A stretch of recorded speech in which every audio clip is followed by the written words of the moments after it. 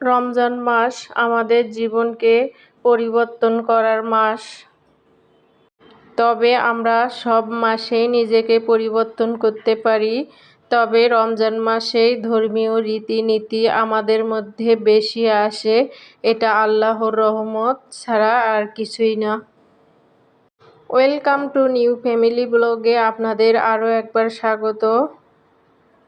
আপনারা যে যেখান থেকে আমার ভিডিও দেখছেন আশা করি সবাই ভালো আছেন। আলহামদুলিল্লাহ আমরাও ভালো আছি। নতুন দিনে আরও একটি নতুন ভিডিও নিয়ে আসলাম আপনাদের মাঝে। আশা করি সবাই ভিডিওর শেষ পর্যন্ত সাথেই থাকবেন। আজকের ভিডিওটা রাত থেকে শুরু করেছি। নাহলের বাবা রাতে কিছু ফলমূল নিয়ে এসেছে। সকালবেলা এগুলো গোছাতে সময় লাগে, সেজন্য ভাবলাম রাতেই গুছিয়ে রাখি। সকালবেলা নাস্তা বানাতে হয়, ছেলেকে ঘুম থেকে উঠিয়ে ফ্রেশ করে ওকে খাওয়াতে হয়, ওর খাবার আলাদা করে করতে হয়, সেজন্য রাতেই গুছিয়ে নিচ্ছি। গুছিয়ে সকালবেলা অফ ক্যামেরায় নাস্তা করে নিয়েছি, আর দুপুরবেলার জন্য খিচুড়ি, গরুর মাংস আর বেগুন ভাজা। পরিমাণে কম রান্না করেছি যাতে আমরা শুধু দুপুরেই খেতে পারি একবেলা, আর রাতে ঠান্ডা হলে এগুলো খেতে ভালো লাগবে না। আমরা খিচুড়ি রান্না করলে একবেলার জন্যই রান্না করি। নাহলের বাবা ঠান্ডা খেতে পারে না, তো ভাবলাম রাতের জন্য আবার রান্না বান্না করব, ভাত তরকারি রান্না করতে হবে, সেজন্য ভাবলাম যে আজকে হালিম খাবো রাতে। ছেলের জন্য একটু ভাত উঠিয়ে দিয়েছি মিনি রাইস কুকারে। গরুর মাংস দিয়ে হালিম রান্না করব, সেজন্য পেঁয়াজের মধ্যে গরম মশলা দিয়ে তেজপাতা এগুলো একটু ভেজে নিচ্ছি। তারপর গরুর মাংসটা ভালো করে কষিয়ে নিয়ে প্রেসার কুকারে সিদ্ধ করে নেব, তাহলে তাড়াতাড়ি হবে।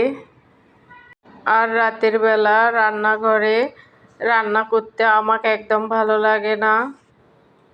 শুধু সন্ধ্যার নাস্তাটা বানাই, আর রাতে কোনো রান্না বান্না করি না। আমরা দুপুরে যা রান্না করি তা রাতে খাই দুজন মানুষ। আর আপনাদের সঙ্গে কথা বলতে বলতে এদিকে হালিম রেডি হয়ে গেছে। পুরো রেসিপিটা আপনাদের সাথে শেয়ার করা হয়নি, তবে একদিন শেয়ার করব। আর হালিমটা খাওয়ার পর আমি ভয়েস দিয়েছি। হালিমটা খেতে অনেক টেস্টি হয়েছিল, সাথে গমের আটার রুটি। আসলে হালিম আমি এমনি খাই, নাহলের বাবা রুটি দিয়ে খেতে পছন্দ করে। নাহলের বাবার জন্য রুটি করেছিলাম, আর আমি এমনি খেয়েছিলাম।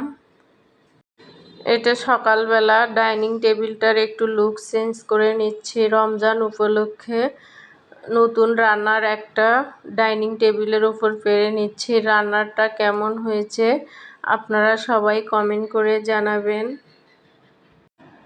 ডাইনিং টেবিলের এক ধরনের লুক আসলে সবসময় দেখতে ভালো লাগে না। এটা নতুন টেবিল রানার, এটা আমার টেবিল রানারটাও অনেক পছন্দ। আর এটার প্রিন্ট যেগুলো আছে সেগুলো রমজান মাসের সাথে অনেকটা মিল আছে। টেবিলটা গুছিয়ে নিয়ে তারপর ফ্রিজটা একটু পরিষ্কার করে নিচ্ছি। আমি রাতেও অনেক কাজ গুছিয়ে রাখি। সন্ধ্যার পর নাস্তা হয়ে গেলে আর কোনো কাজ নেই, তখন বসে বসে অনেক কাজই করে নেই। নাহল ক্যামেরা ধরে আছে আর আমি ফ্রিজটা পরিষ্কার করে নিচ্ছি। ও অনেক দুষ্টুমি করছে। ফ্রিজটা পরিষ্কার করে আর কিছু কাচের জার আছে, এটা হচ্ছে জেলির জার কাচের, তো কোনো জারই ফেলে দেই না কারণ কাজে লাগবে। আর রমজান মাসে মশলা সব রেডি করে নিয়েছি, আমি এগুলাতেই রেখে দেই। কাচের জারে মশলার গুঁড়া রাখলে অনেক ভালো থাকে। এসব জ্যাম যেসব বয়ামে থাকে কাচের জারে, সেগুলোর উপরে একটা সিল থাকে।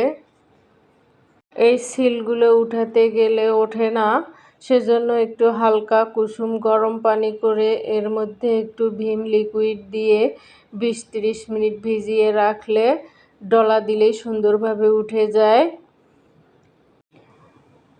দেখেন জারটা কত সুন্দর পরিষ্কার হয়েছে, একদম কোনো কিছু নেই, বোঝাই যাচ্ছে না।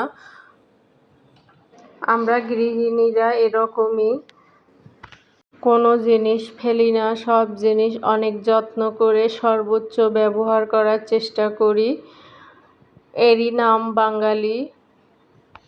রমজানের আগে সব বাড়তি কাজগুলো করে নিচ্ছি। রমজান মাসে রোজা থেকে এত কাজ করা সম্ভব না। রমজান মাসে আসলে নামাজ পড়া, ধর্মীয় রীতিনীতি অনেক কিছু আছে, এগুলোর মাঝে এত বাড়তি কাজ করা সম্ভব না। শুধু রান্না বান্না ইফতারি বানাবো এই কাজ, আর অন্য কোনো কাজ করব না। নামাজ কালাম রান্না বান্না ইফতারি, এর বাইরে আর কোনো কাজ করব না, আমি মনে মনে ঠিক করে নিয়েছি। ঈদের আগে একবারে সব কাজ করব, আর এখন সব কাজ করে নিচ্ছি, কারণ সামনের বছর আবার রমজান পাবো কিনা জানি না। সেই জন্য এই রমজানটা অনেক ভালোভাবে সুন্দরভাবে ধর্মীয় রীতিনীতি মেনে চলবো ইনশাআল্লাহ। আপনারা সবাই দোয়া করবেন। দেখেন গত বছর রমজানে আমার বাবা ছিল, এই রমজানের আগে আমার বাবা আর বেঁচে নেই। হয়তো আমরাও এরকম হব, এই রমজান পেলাম, হয়তো সামনের রমজান আর নাও পেতে পারি। আমি একটু বাজারে গিয়েছিলাম, সকালবেলা সব গুছিয়ে রান্না বান্নার সব কেটে কুটে রেডি করে বাজারে গিয়ে এই স্ট্রেনারটা নিয়েছি। তেল ঢালা একটা জার ছিল না, তেলের জার নিয়েছি। 1 লিটার সয়াবিন তেল নিয়েছি। এই সয়াবিন তেলটা শুধু পেঁয়াজি বেগুনি এগুলো বানানোর জন্য, আর বড় 10 লিটার 2টা বোতল আছে, ওগুলা রমজান মাসে খাওয়ার জন্য।